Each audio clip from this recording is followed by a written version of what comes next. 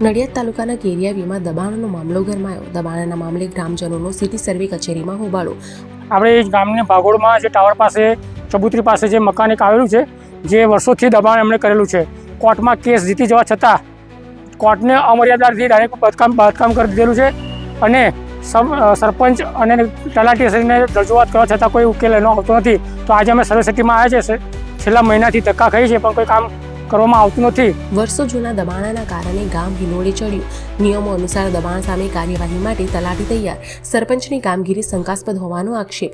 સાહેબ 2006માં તો અમે કેસ જીતી ગયેલા છીએ, તે છતાં આ પાર્ટી અમારું એ માનવતા નહીં કે હું કેસ જીતી ગઈશું કે ટીડીઓ ભાવ ગયા અહીંયા આ લેન્ડ સિટી સર્વેની ઓફિસમાં આવ્યા પણ કોઈ કશું દાદ ચાલતું નહીં યાર।